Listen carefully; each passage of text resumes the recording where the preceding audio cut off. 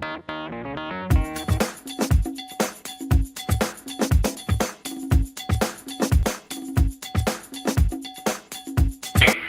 welcome to another edition of the Money and More Show, this being the Small Business Insights edition.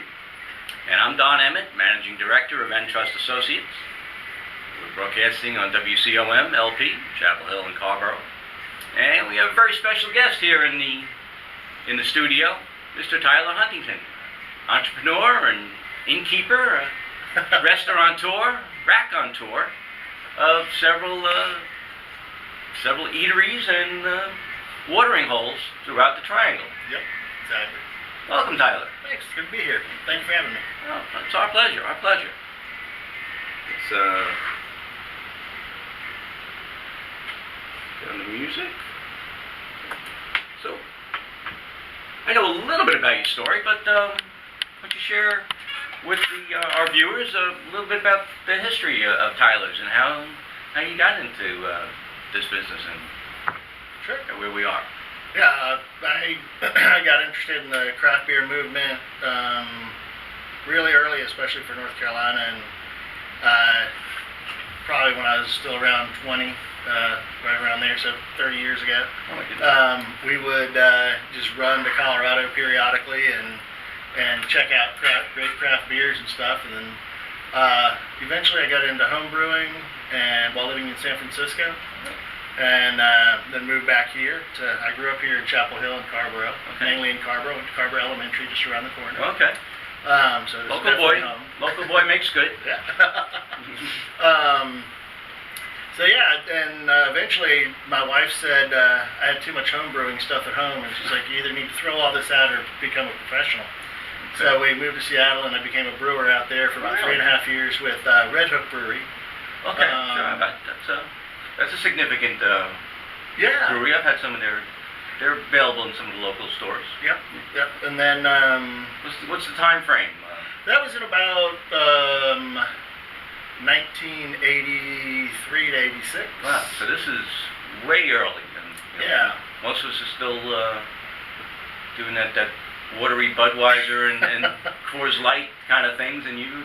Yeah, that's kind of the beginning. The West Coast is really where you saw the craft beer movement kind of bumping up quickly and really moving forward and pushing a lot of it. And then we didn't care for the weather in Seattle too much and missed the South, so we moved back here. And I sold beer for a little while for Red Hook, and then decided that I really hated doing that. Getting rejected all day long, going in places, here, buy this craft beer. Tough sell. Mid-80s, late? Yeah, this is about 86 to 88, right in there. And then while I was doing all that... I guess the tap rooms, or it wasn't really tap rooms, the bars and clubs back in the day. Yeah, draft beer was not that big a deal. Again, they're used to bottles of Budweiser and Coors Light. Bud Light is probably brand new at that point. Yep. Just over the, keep it easy. That's exactly what was going on. It was, and what I missed was all the bars I used to hang out in when I lived in San Francisco and Seattle and stuff, that were these great tap rooms that were fun, inviting places for conversation and really good beer and good food. And so I decided to open the first all-craft tap room in North Carolina, and I did it here in Carborough. So we're in our 19th year right now.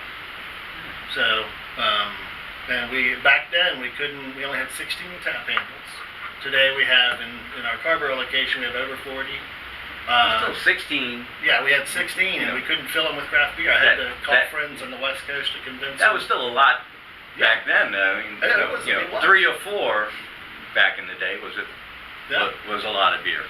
So we were not able to fill them. Called a few friends, and they sent me some more beer over. Okay. So we were able to not carry any mass-produced domestics, Bud, Miller, Coors, anything like that. And it was tough the first couple of years, but obviously, as you can see around us now, we got North Carolina's a great state for brewing, and a great state for craft beer. I guess guess there's a guy up in Durham that was kind of a visionary in, I guess, changing some of the laws. Yeah, so Sean Lilly Wilson, who owns Full Steam Brewery now, he really was able to.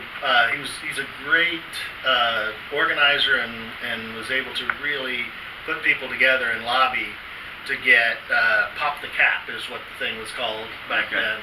And it really helped open up the craft beer market for North Carolina, because before that you had to be a limit of a 6% alcohol. So a lot of breweries wouldn't come into the state because a lot of their brands were over that. So we wanted to pop that cap. And once they did, the floodgates opened and lots of breweries came in, and then that meant lots of... And that time frame, when does Pop the Cap go through? Maybe... I'm not sure. 15 years? I'm going to say 10, before. I'm here 9 years now, so I'm thinking it's before me. Yeah, so maybe 12, 13 years. Okay. I honestly, it all blurs together for me at this What point. a great movement, though. This guy that, maybe it was a different political climate then to get a movement, to get anything through the legislature. And it was a huge battle for him. We had some of the same folks that are fighting a current bill right now. The cap, I guess, on how many barrels that... Well, so there's that argument going on, and then right now in the North Carolina, it passed the Senate and it's in the House, I think, Rules Committee. It's a bill that will allow to be able to serve alcohol on Sundays before noon. Right. No. They call it the mimosa bill. But it also, what it does is it raises the limit on the number of bottles that a craft distiller, which is kind of the next movement, and actually one I'm involved in right now. We're opening up a distillery. Oh, yeah. Fabulous. That you can go from, now we're allowed to sell 1 bottle per person per year, and this will raise the limit to 5 bottles per person per year. Okay. So it's a little bit of a bump. Virginia, is a little ahead of us on that, and that they don't have a limit. You can sell as much as you want, straight to the public. Which kind of leads into my next question, talking about the growth strategy. So Carrboro opens in 19 years ago. 88. 88. Then I guess Durham is next? Yeah, then we did Durham 7 years later. Okay, so Durham and the whole American tobacco thing, I guess, was going on, and we were the first folks to sign a lease over there. Everybody questioned the wisdom of doing that, but when I saw the plans for it and talked to Michael Goodman and Jim Goodman, and I really felt like they were just very, very smart business folks, and if they were going to invest that much of their own money in this project, I didn't see how it couldn't. And if it did crash and burn, it was going to be huge. So either way, it'd be fun to be part of it. Okay. And it hasn't been. That's our best volume store. That's a just great opened another restaurant, Maybell's Barbecue, over there at American Tobacco as well. Goodness. Opened that about 2 months ago, but really good folks to deal with. Very atypical landlord in that they have a hammock farm there, and just lots of stuff for people to enjoy and come. They do free live. It's a great place. Yeah. Whenever anyone, we have any visitors from out of town, that's one of the first couple of locations. Oh yeah. And it's funny, when we moved here 9 years ago, still, Durham, don't go to Durham, and now it's what a thriving community downtown. It's fantastic. And the American Tobacco area. It's a great design, what they did with the water and the old tobacco buildings. And you're, kind of an anchor on the corner there. It's been great. I mean, we originally discussed actually opening a brewery there with them, and I decided I'd rather open a tap room again. Okay. I might have been short-sighted on my part. Maybe I should have done a brewery, but it's a little early still. Okay, so that's 7 years, 95-ish, I guess. Mm-hmm. So then, I guess Apex is next? Yeah, then we did Apex a couple of years after that. We opened that we opened not 88, 98 is when we opened Tyler's. Okay. The original ones would have been 2005, roughly. And then 2007, end of 2007, right, 2008, we opened up our Apex location at Beaver Creek Commons. Okay. And that was an interesting one because we opened it, and then a month later, all the markets crashed. All right. And since Apex is a community with lots of folks who worked in RTP and a lot of the companies that were laying people off, that store was very challenging for a number of years. Yeah. And fortunately, we're seeing a lot of growth in Apex at this point. Lots of new neighborhoods. Best lots place of to live. people. Peak of good living. Yeah, exactly. So that luckily we've held out on that. It's worked out okay. So obviously you're moving into different concepts with the Maybells, the biscuits and barbecue, Yep. The distillery piece. We have an event space also. So we purchased a building that overlooks the old Durham Bulls ballpark about 2.5 years ago. And it's if you ever seen the movie Bull Durham, Yeah. it's our building's right there underneath the bull. Hit the bull, win a steak.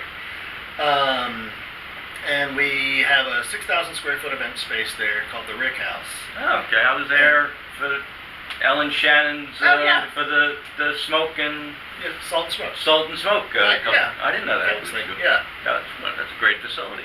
So and so you saw the distilling equipment and stuff down there. So that's our Okay. distillery as well. Uh-huh. And then we also have in that same facility down in the basement we have a commissary kitchen Okay. that we produce stuff to send out to all the restaurants. So we have a little more consistency in food quality. With was there an event or a time period? I guess in the Carborough Tylers. When did you know that? I think we got something here. This is gonna fly. I'd love to say that I had this great vision and that I was planning on doing all these locations. I really never did. I just kind of had the Tylers here, and then somebody approached me about doing the American Tobacco one, and on this one, it was probably, when I started feeling comfortable about it, was probably not until about 2 years in. Okay. So for the first year, a little over a year, I was the only manager. I didn't take a salary. I bartended, and that was my pay. Mm-hmm. A lot of things they say never to do when you're opening up a business. I did. I was a general contractor. All the tables and booths I built myself. Had never built anything before except in shop class. Okay. So that was an adventure too. And then a lot of the build out, honestly, I put on credit cards.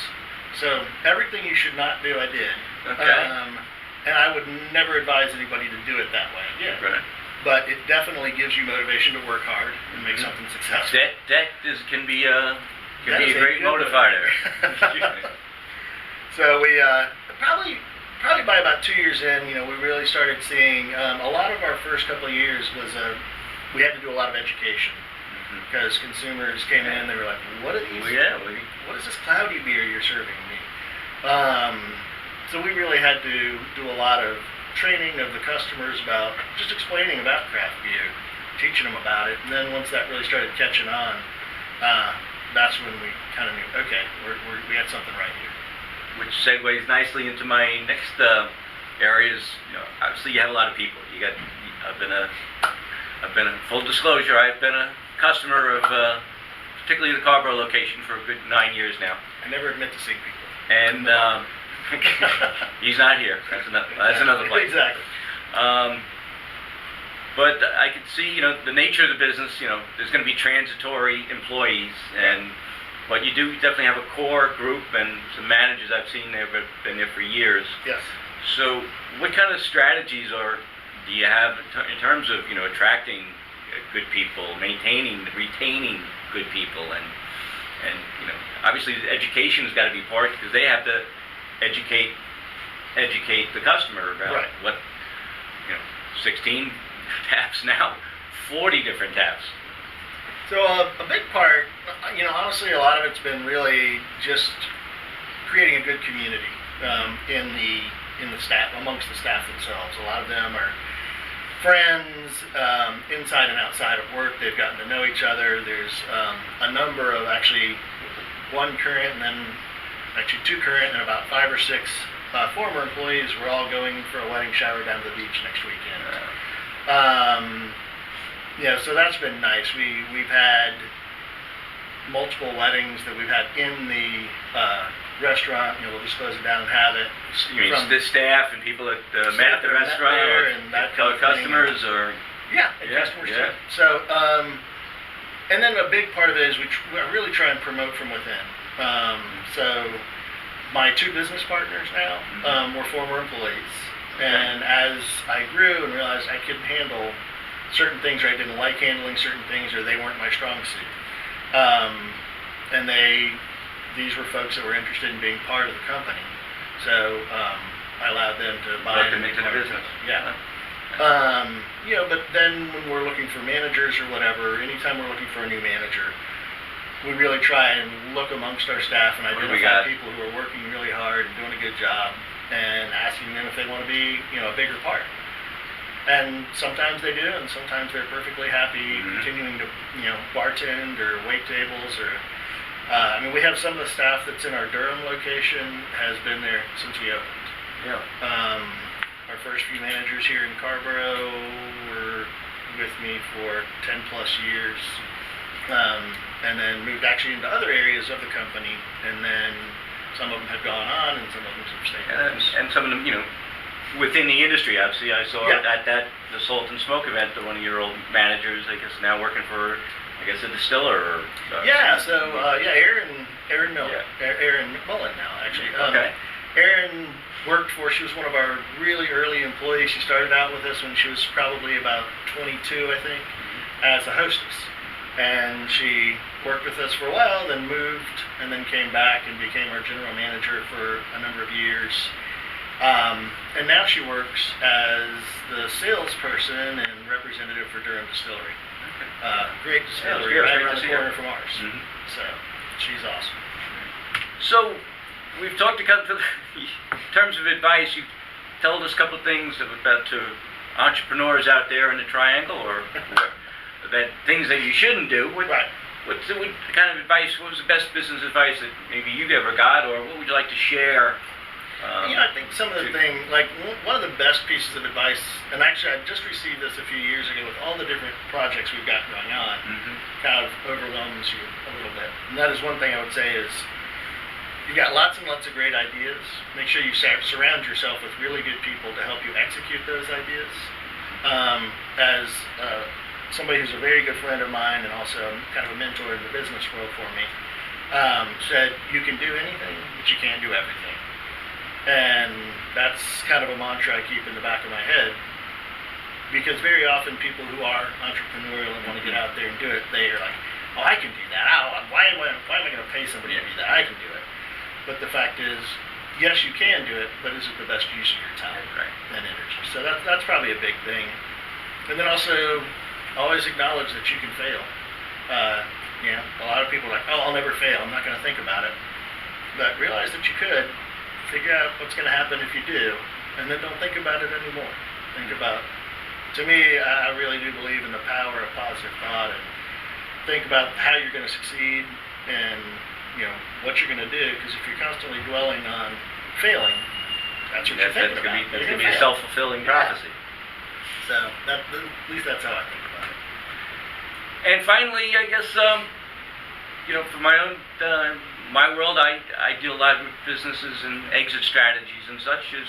Is there an exit strategy, or what's down the line for Tyler's and your various endeavors?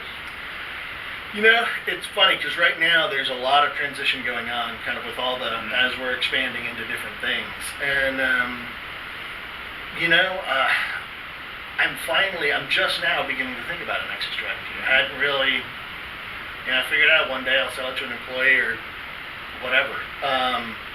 And more what we're doing now is I've got some really good people that work for me, and I'm giving them more and more authority within the restaurants to run those. As we focus a little more, my partners and I focus a little bit more of our energy on the event space, which one of my partners, Daniel Kalinick, he runs the Rick House. That's all his job. That's all I don't mess with him too much on that. And we focus on the distillery operations and, possibly expanding Maybell some more. So, right now I don't really I guess I should start thinking about it, but I don't really think about my exit strategy too There's much. plenty of time. Yeah, I mean, hopefully it's on my terms. Okay. That's the ideal. Well, it's been a real pleasure, thank Tyler, sitting down. We're gonna be back with Tyler in a moment after the break. But in the meantime, why don't you tell our viewers and audience how maybe they can get in touch with you, or the websites for Tyler's, or the addresses? Yeah, it's just www.tylerstaproom.com. All one word, no punctuation in there. Or Rick House, RickHouse, Durham, if you're looking for a great space for an event thing. And all my contact information is right there on that website. You're welcome to email me with any questions or anything. All right. Good stuff. We're going to be back with Tyler for some more free-ranging conversation and more of the Money and More show. Take a short break.